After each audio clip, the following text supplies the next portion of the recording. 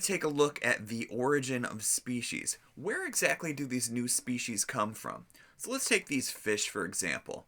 Let's say we are doing some digging in some rocks and we find a layer of strata that has a couple of different fish that a huge number of them wind up being one size, we'll say like the black skeleton here, and the other half of them wind up being the smaller size like you see in the orange. What might have sparked that change? Why do two species coexist? That's what we're going to take a look at today. The term speciation means the origin of new species, and that is at the focal point of evolutionary theory.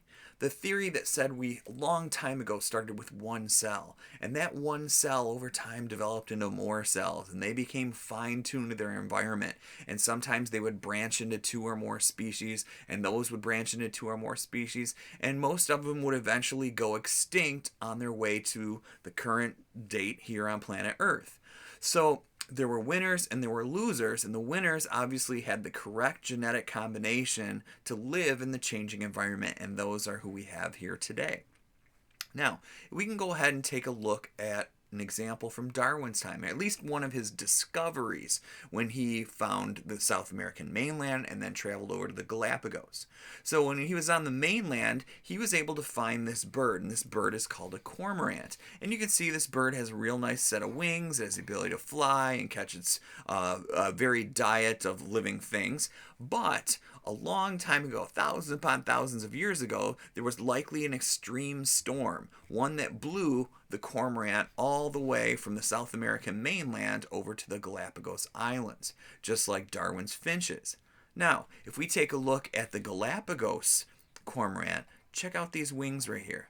Very different in appearance from these. It's almost as if it couldn't allow this bird to fly. And in fact, that's the case. This is a flightless Galapagos cormorant. And it has lost its ability to fly because over thousands upon thousands of years, there were no natural predators to the cormorant. So it really didn't have a need to fly around and escape.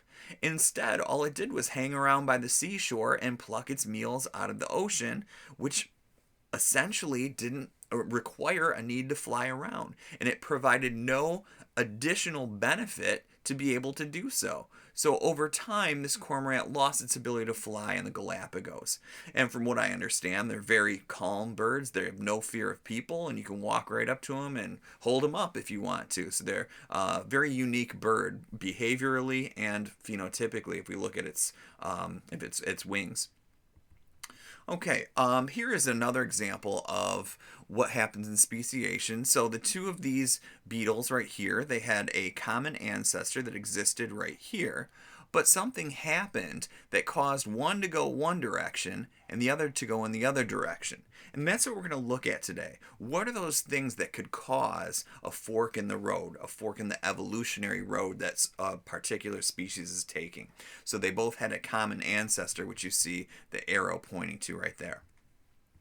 Now, the term microevolution consists of adaptations that evolve within a population confined to one gene pool. We looked at those in our last chapter when we were studying population allele changes.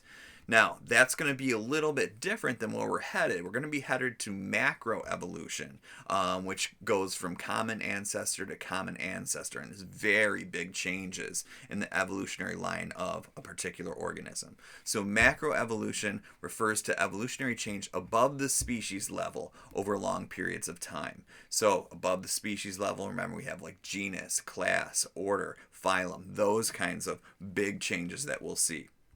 The term biological species comes from a Latin word meaning kind or appearance, but we also have today's scientific definition of it, and it goes like this. The ability to interbreed successfully with other members of a population to produce viable offspring. Now, in this case, viable means fertile. So, if we took a look at some warthogs and what they're able to pass on to future generations. So here we can see that some of them contain big bees for a particular gene, some contain little bees, and some contain a combination of both. So in this case here, all of these warthogs have the ability to successfully interbreed with one another, and they're going to pass on their genes into the gene pool like you see here. and that makes them a species. Now we can take a look at these birds up here on the top of the page, and although they look almost identical, they happen to be found in different areas. However, they are different species. How are they different species? Well, what's going to happen is that they each have a different song they've developed over a long time. And that different song is going to block any chances for them to interbreed amongst the populations of Eastern versus Western. There's going to be no attraction to one another whatsoever because a certain amount of time has elapsed, so much to the fact they will not reproduce with each other and produce viable offspring. Once they have moved on to their separate population, changes may occur, and we'll talk about those later, that not only will they not respond to the song, but even if they did try to interbreed, you might find some barriers in place that would block it from producing a viable offspring. Now, underneath that, of course, we have our human species, Homo sapiens, and we know that humans can interbreed successfully with one another. The likelihood of one human from one part of the world interbreeding with another from a different part of the world may not be likely, but potentially they could produce fertile offspring. Now, gene flow between populations will hold the phenotype of a population together, but sometimes there's something there blocking it, and we're just going to call those barriers. So barriers can exist between gene flow. And what we're going to say is that reproductive isolation is the existence of biological barriers that will impede two species from producing viable, fertile offspring. And we're going to dive into a whole bunch of types of barriers that are out there that can stop that from happening. If the barrier is crossed, if somehow there is a way for that species to get around a barrier, what you might find is production of what we call a hybrid, the offspring of crosses between different species. So they have to get by those barriers in order for reproduction to occur. Interesting things will happen with the hybrids. We'll look into that in a little bit as well. So, reproductive isolation can be classified whether factors act before or after fertilization. So, some of these barriers will be before the fertilization event even happens, and others will be after. Let's take a look at some of these reproductive barriers, and we'll split them into prezygotic versus postzygotic. So, before fertilization or after fertilization. So, habitat isolation, temporal isolation, behavioral isolation, mechanical, and gametic. So we have 5 types of prezygotic barriers in place to reproduction. Now, on the other hand, we have some postzygotic barriers as well. For example, reduced hybrid viability, so the survivability of a hybrid. Second, reduced hybrid fertility. So although a hybrid may be produced, it may not be fertile. And lastly, hybrid breakdown, and we'll delve into those a bit later as well. So prezygotic barriers, they are going to block fertilization attempts in 3 ways. 1, impeding different species from attempting to mate. 2, preventing the successful completion of mating. And 3rd, hindering fertilization if mating is successful. So let's take a look at some of these prezygotic barriers. First, habitat isolation. 2 species will encounter each other, or not at all, because they occupy different habitats, even though not isolated by physical barriers. So in the case here, we have a couple of genus Thamnophis, which are garter snakes, and one of them is a land dweller, and the other one lives in aquatic environments. And because of this habitat isolation, these two do not interbreed with each other. That difference in aquatic versus terrestrial habitat is enough to not have these reproduce together. So that's one. Second, temporal isolation. Sometimes these different species will breed at different times of the day, different seasons, or different years even. And for that reason, they cannot mix their gametes together. So if we take a look at our example here, we have 2 types of skunk. Again, look very similar, but different. One is an eastern type of skunk, and it is going to mate in the late winter. And then the other one, the western skunk, is going to mate in the late spring. So because of these different times of the year, they're not even available for the window to have a fertilization event occur. Here is a whole bunch of different mating times of frogs, of the amphibians. So we have wood frogs, and they seem to peak in their mating system right around April 1st. Leopard frogs, a week or two later. Pickerel frogs, maybe a month later. Green frogs, a couple months after, and then bullfrogs in midsummer. Because of all of these different times, the mating events are going to keep those species away from each other and away from fertilization event occurring. Another type of reproductive barrier would be behavioral isolation. And what that means is that mates are going to be looking for a particular type of behavior that's present in what we call a mating ritual in living things. So often species that are usually higher up in complexity will have some kind of courtship ritual where they're trying to entice the other sex to go ahead and interbreed with them. So in the case here, if we had a female of one type of bird looking at this species display, it would have no idea what that is if it's from a different species, and it wouldn't respond to it. Same thing with this structure right here. This thing gets puffed up with air, and that might scare off a potential mate from another species. So there are some specific rituals in play here, which could be from the phenotype of the bird or what they do. For example, here we have a couple of grebes, and these grebes are going to run together on the surface of the water, and that is the courtship display as they are trying to entice the other sex to mate with them. We also have mechanical isolation, where we have morphological differences which can prevent successful mating. So right here we have a couple of snails, and their shells happen to be wound in opposite directions from each other, and that simple morphological difference will cause their gonads or sexual organs to not line up right, which is going to decrease the chance of a successful mating between the two.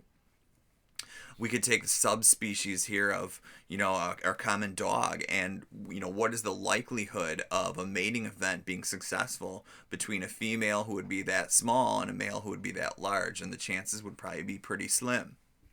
So mechanical isolation can also be a prezygotic barrier. We also have gametic isolation. So a lot of aquatic species just release their sperm into the water that surrounds them.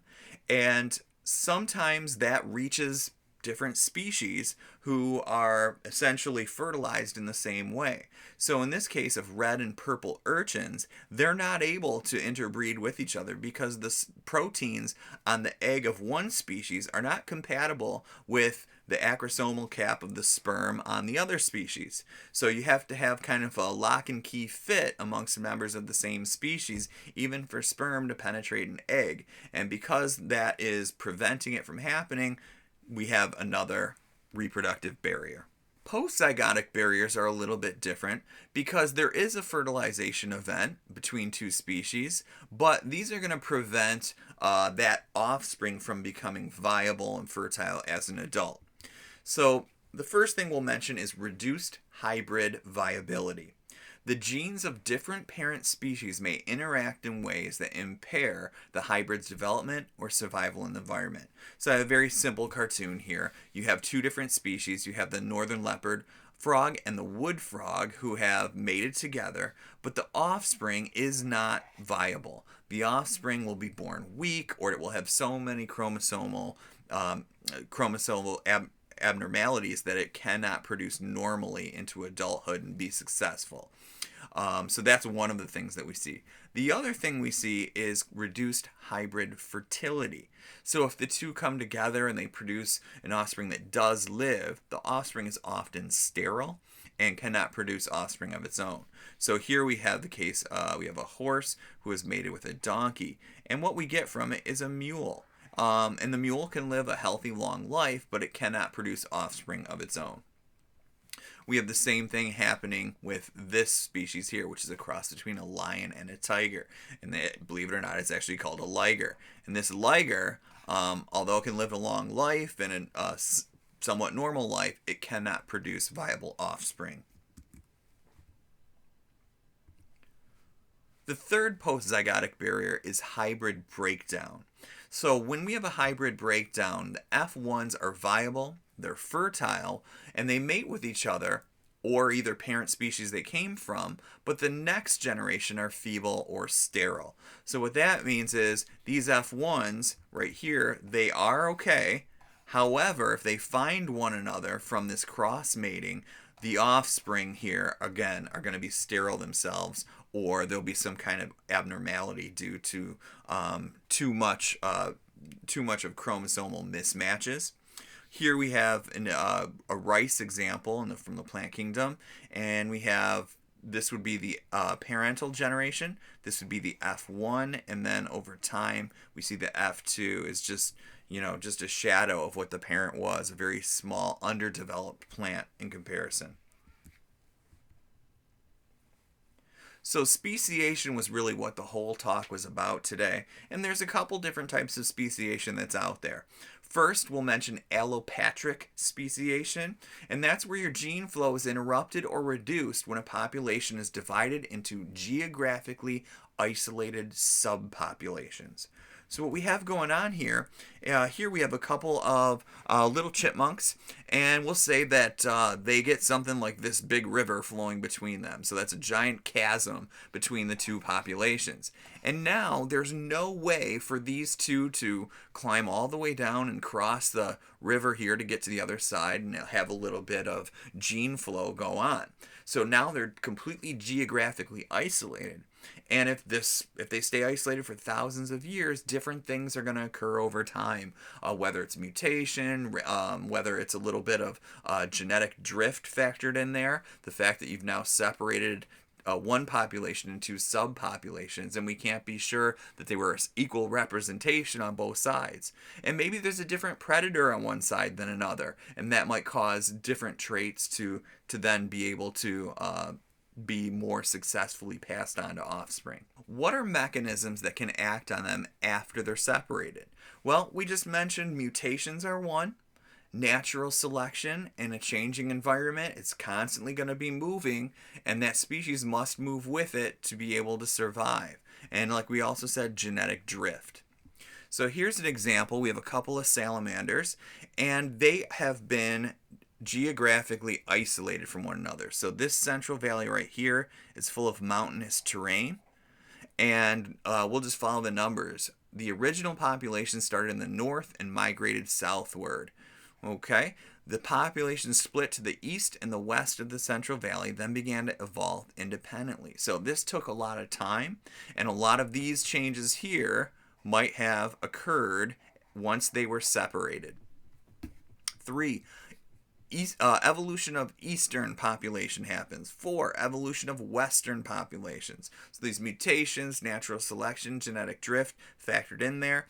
Number 5, they kept migrating down to the south. The east and west populations came back together in Southern California, but could no longer interbreed or produced infertile hybrid offspring if they tried to interbreed together.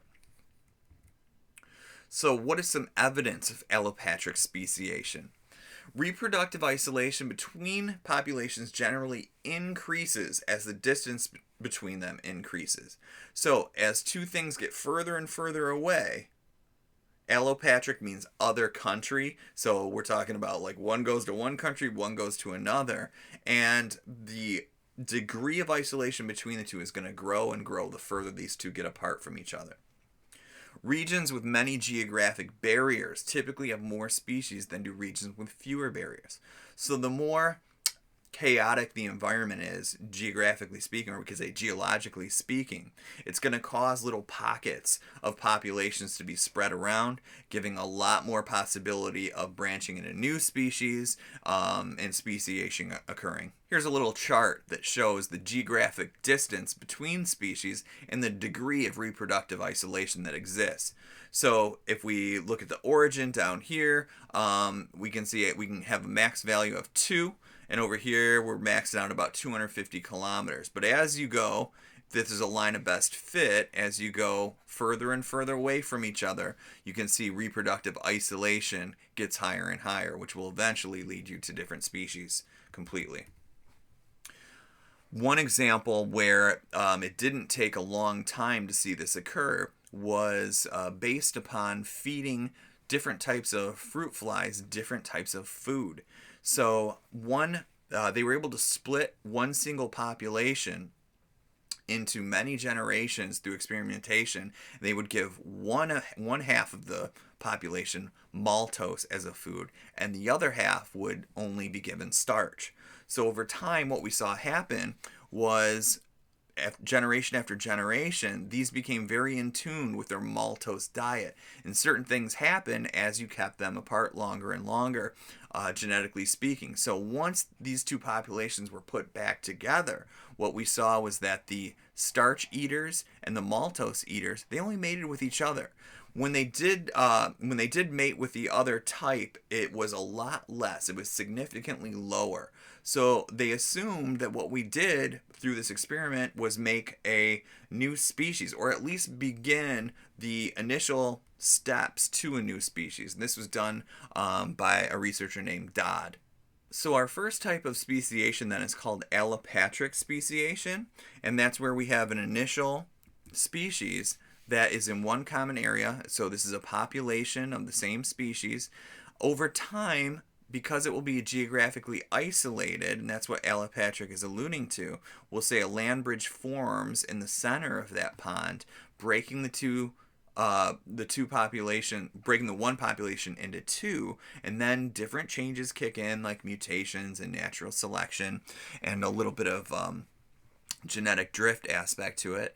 And we have two distinct species after an amount of time. Over here, though, we see that there is no land bridge between the two, but we still have different species that came from the original population. So what happened there? Well, that's called sympatric speciation. Speciation that takes place in geographically overlapping populations. And there's a few ways this can happen. Through something called polyploidy, through habitat differentiation, and then through sexual selection. And we'll take a look at each one of those.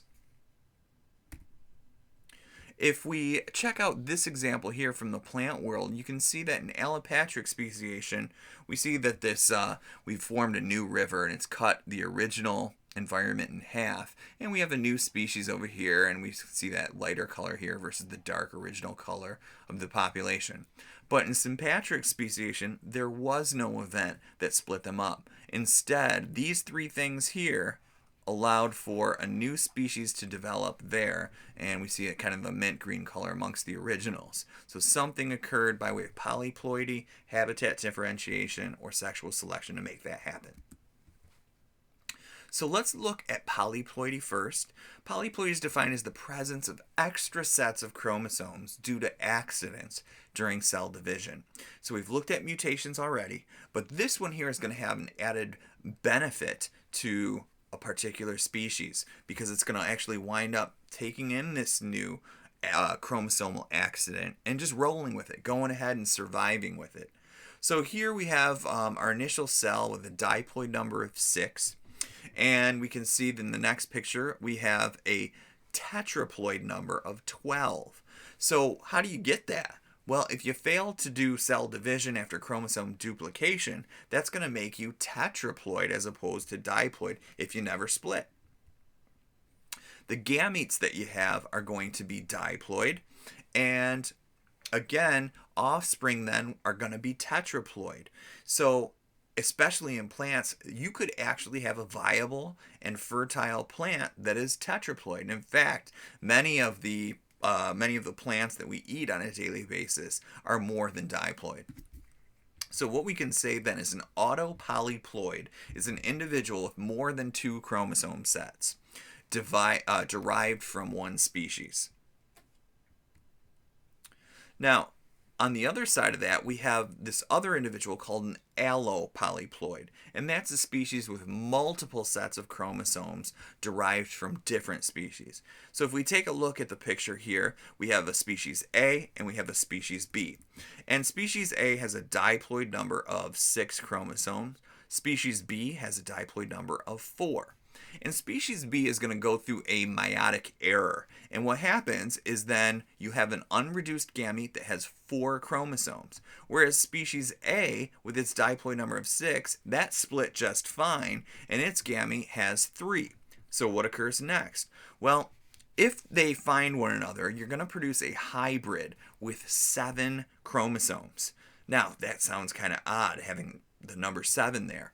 Well, if we look and see what continues to happen here, the gamete that was originally produced from species A is still normal, and it's now going to combine with the unreduced gamete that has the 7 chromosomes. So what you get then is you get this. You get a viable fertile hybrid allopolyploid, because it came from 2 different species, with a diploid number of 10. So you got 3 chromosomes from the normal gamete, you got the unreduced gamete with the 7, and those two together, 7 plus 3, is where your 10 came from. And again, polyploidy is much more common in plants than it is in animals, and many of the common food substances that we have today are polyploid. Oats, cotton, potatoes, tobacco, wheat, bananas, and strawberries. All of those have more than just a diploid set of chromosomes. There's also the concept of habitat differentiation. So that sympatric speciation, where one population, one gene pool together breaks into 2 or more species, can result from the appearance of new ecological niches. So a long time ago, we used to have a hawthorn tree here in North America that would produce these green fruits, and there was a specific type of fly that would go after this green fruit. When the Europeans came over, they brought apples with them, and now the apples grew side by side in some cases with the hawthorn trees. So these flies, some of them started taking a liking to the apple, and over time the hawthorn flies and the apple flies diverged through this new different habitat that wasn't there before, and now today they're considered different species. So here we can see that both flies, they look very similar to each other, however they don't interbreed often, and they're considered separate species. We also have sexual selection. That can drive sympatric speciation as well. So from an original population, we see some differences in the individuals that exist there. And those different individuals have taken on characteristics that make them only want to mate with one another. So here we have kind of the bluish teal color finding one another, and then we have the green color finding one another. And over time, that's going to lead to pockets of reproductive isolation. Maybe this group here is going to find, the left side of this area, whatever it may be, and this group over here, they're going to stick to this side over here over time. And given a certain amount of time, you can even have some further movement of these two populations where there's no chance of gene flow between the two, because now they've taken their own geographic area, and it's gone into a reproductive isolation type of event. So we can see that with a number of different species, and a lot of the lakes in Africa have many different species that have evolved over thousands of years. And what we'll find is that different amounts of turbidity, different nutrient levels, different food sources, different predators, all of those things can lead to the same population going in different directions. And you can see all these fish here look a little bit different in one way or another. So we could say that many varieties in one range become species through adaptation to different aspects of that range. And again, so many different environmental factors might lead to something like that, and there's a variety of different bases for that to occur. The next concept we'll look at is a hybrid zone, and that's a region in which members of different species will mate and produce hybrids. So we have 2 different species coming together. They're somewhat close in the fact they're both toads in this example, but we do have 2 separate species that are interbreeding together, and we find these in Europe. So on the northern and eastern side we have the fire-bellied toad, and on the southern side we have the yellow-bellied toad. And this red line here shows the hybrid zone that exists between them. Narrow band of about 10 to 20 kilometers where you can have the two species coming together. But typically, the yellows are going to stick in this area and the fire bellies are going to stick in this area. But because they're closely related, there is chance for reproductive events to occur, and that's what occurs in the hybrid zone. So what we can say is it's a single band where adjacent species meet. But the problem with the hybrid is that it often has reduced fitness compared with the parent species, which we do see in the offspring of these two toads. So there's not a good quality set of the next generation to come out from interbreeding events between these two species. So how does a hybrid event occur? Let's take a look at what would produce a hybrid scenario to begin. So here we have a five individual population, and you can see they're interbreeding with each other continually, and that's why it's kind of going around here in a circle. And there's a little bit of gene flow between these 5 individuals, and it keeps going, and eventually what happens is this. These 5 individuals here find some reason to break apart from the original population. Some barrier gets put in place here. So what happens is we now have an isolated population. And this isolated population will be encountering its own stressors, its own possible new resources, possible new predation that causes certain things to occur, possibly mutations that cause it to go from, and we'll just call the blue color, its original set of alleles, to now change colors, to change its morphology and its genetics as well, to become something else. Meanwhile, the original population keeps on spinning, the gene flow keeps going with one another, and eventually over time, if these two don't meet again, what we're going to see happen is we're going to have 2 separate species. But the whole idea of a hybrid is eventually 2 species are going to come together physically and possibly have some type of interbreeding event. So when that occurs, that's where we get our hybrids. Now, has enough time passed where this one is so dissimilar to this one here that the offspring will no longer be viable? And that will lead us to a number of different outcomes, which we'll take a look at next. So over time, what's going to happen is 3 different outcomes can occur. The first one is the strengthening of reproductive barriers. And what that means is that these 2 species are going to diverge, whereas the hybrids are less fit than either purebred species. And you can see these are slowly dwindling away to nothing. However, this branch of the fork is strong, and this branch of the fork is strong. Second, fusion. A fusion is a weakening of reproductive barriers. So the initial fork happens, and the 2 start separating from one another. And over time, there are some chance occurrences where the 2 different forks find each other again. And over time, what happens is these forks are going to come back together in the center, and the hybrid itself is going to be lost over time because the new population will have gene flow between the 2, and then you're back to one species eventually, one population. The third scenario is called stability, where fit hybrids will continue to be produced. So you might have some kind of isolating event between these 2 and the fork, and there's chance matings between the 2, and the hybrid is just fine. It's viable, it's fertile, it can reproduce with other hybrids or with the parent species. So here we have a number of different possibilities that could occur. Could eventually 3 different species come about from this? It's possible. So in stability, fit hybrids will continue to be produced over time. Now, the question is often asked about the speed of speciation. How long does it take? And how many genes are responsible? How many genes does it take to truly go from one species to another? And of course, the answer differs with every scenario. But Of course, it's an important question. So, if we go back to the dot experiment, we can find that, in as few as 20 to 100 species, you can start to see mating preferences between flies that were fed two different things. So that could that be the start of two completely separate species? Absolutely. How many more generations would it take? Well, we don't know. So experimentation has to be done. But through the fossil record, through morphological data, through genetic data, we can kind of see in DNA and RNA at the differences and try to hypothesize how long it takes for one species to come to branch apart from itself and become two separate species.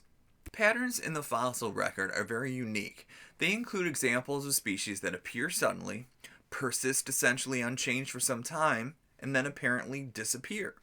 So, a couple of scientists, Niles Eldred and Stephen Jay Gould, coined the term punctuated equilibrium to describe periods of apparent stasis where it all seems to stay the same, punctuated by sudden change all of a sudden. So, for example, here in our picture, this butterfly, it's going along, it's doing its thing as a single species, and then all of a sudden, you have two new species that have branched at a particular moment.